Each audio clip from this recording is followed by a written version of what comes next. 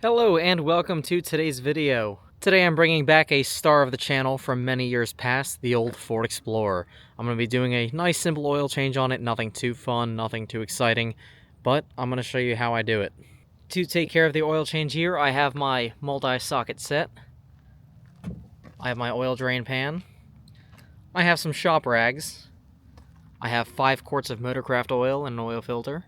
And to make my life just a little bit easier, I have a creeper and I have a set of ramps. To get things started here, I'm going to go ahead and get her up on the ramps.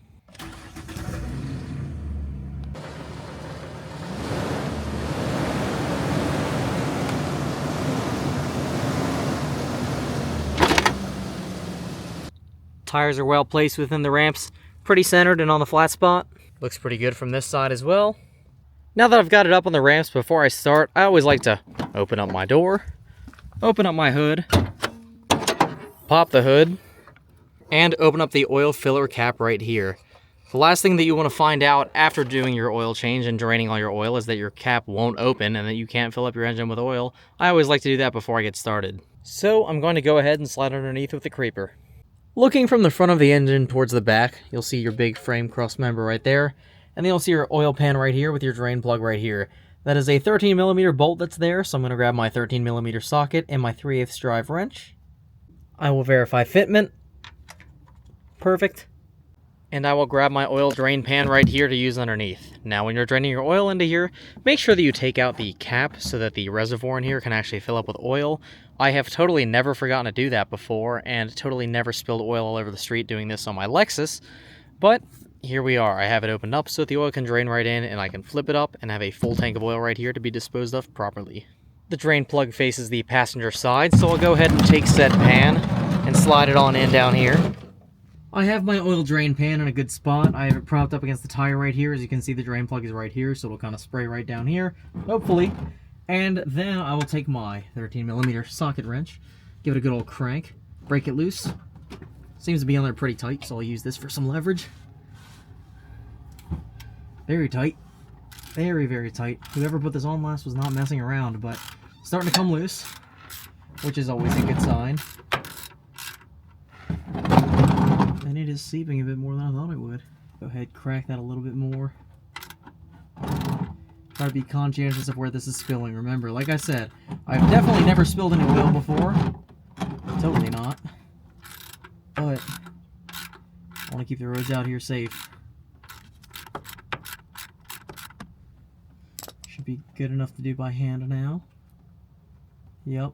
Now you can choose to wear gloves. I choose not to because I'm not the best decision maker, but feels like it is coming loose. As soon as it gives way, I'll go ahead and yank it out.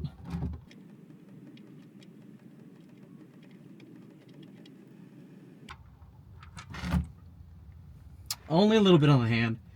You can see a nice steady black stream coming out. This oil is a little bit past due, but that's alright because we're changing it now.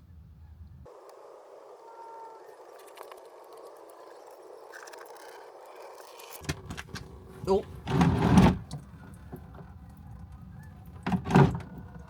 A little bit of spillage.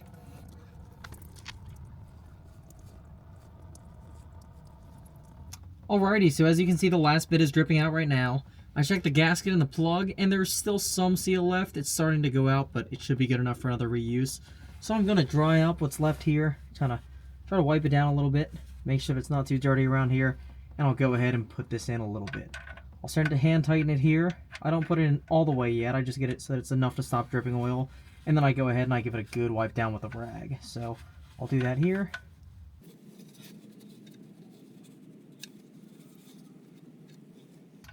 Then I'll tighten it in the rest of the way by hand.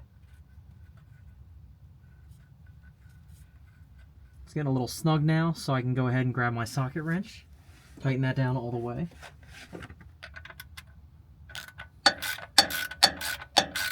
Hitting the sway bar there, as you can hear. And it's starting to get a little bit snug on there. So I'll go ahead and give it a few good cranks down.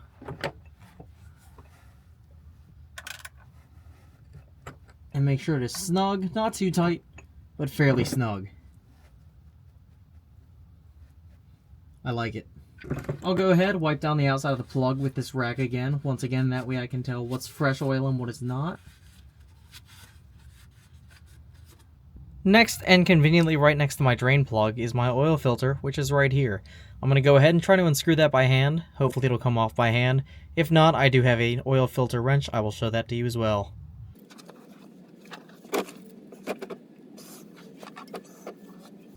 Well, that will not come off by hand, which is time for me to show you my wonderful oil filter wrench.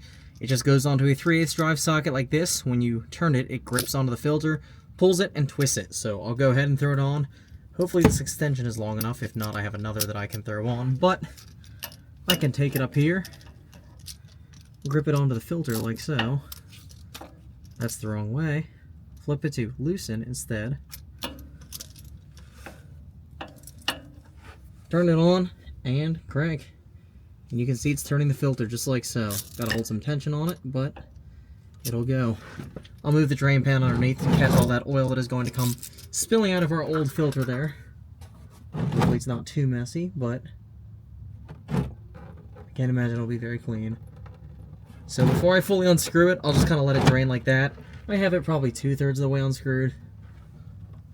I'll wait till it stops dripping.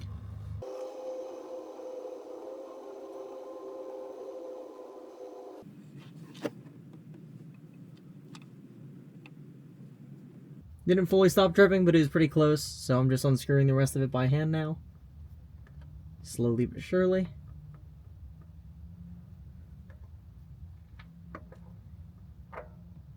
And it is off. So, I'll take ahead,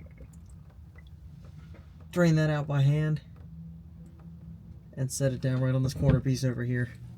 You can't really see it too well, but there is a sticker on this old oil filter here that says Ford Motorcraft Oil Filter FL820S.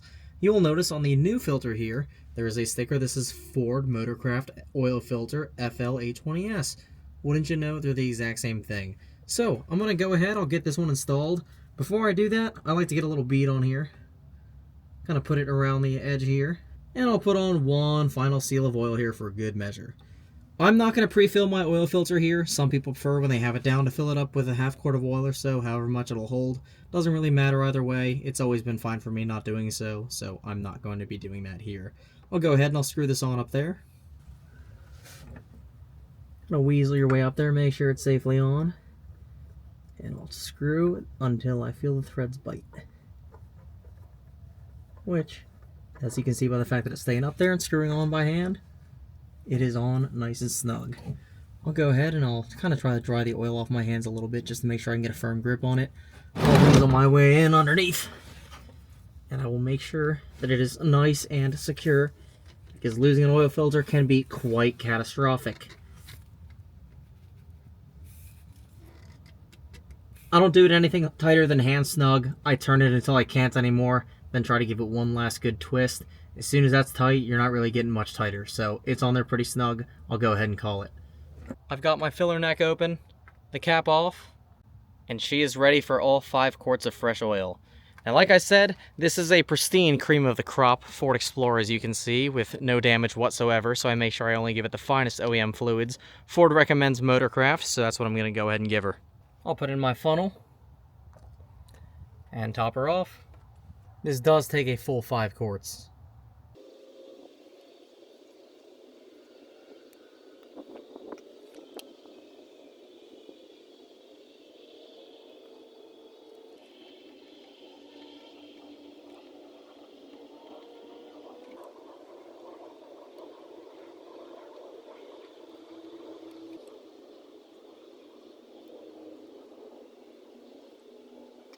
And there's 5 quarts. I'll pull the funnel here and I'll put the cap back on.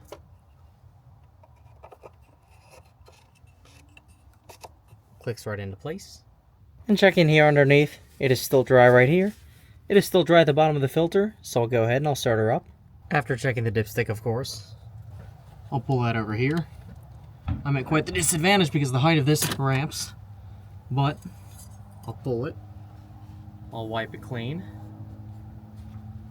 It's dry right now, so I will go ahead, dip it in once more.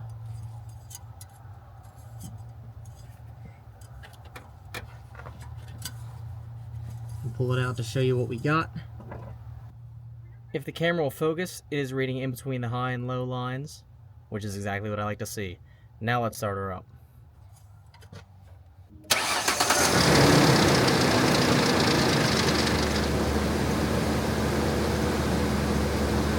Now you may have just heard a little bit of a rattling noise there.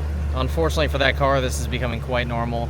It's got quite a laundry list of issues that need to be attended to, and it is probably on its way out the door. It's my first car, my brother drives it now, and it has had quite the rough life.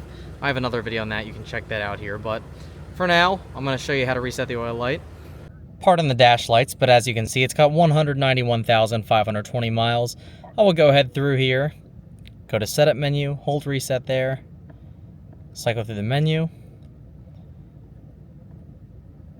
and you'll see hold reset if new oil, which I just skipped right through. So I'll go back to that, and I will hold reset, and it will say oil life set to 100%. Go back here,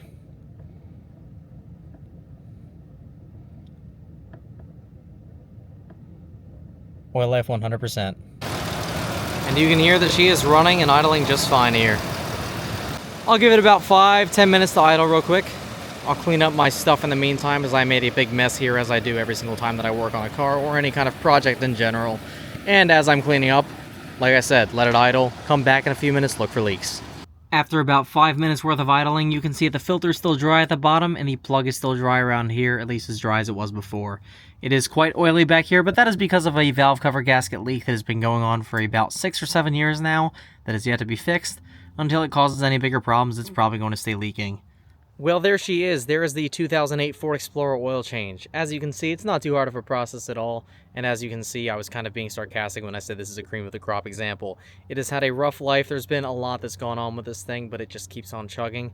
So I have some other videos featuring it. If you want to see those, be sure to go and check it out. I tell a little bit of backstory in the one right here that I'll put up on the top of the screen that tells you about how it got looking at this place. It's actually my most viewed video on the channel right now, so that's pretty cool.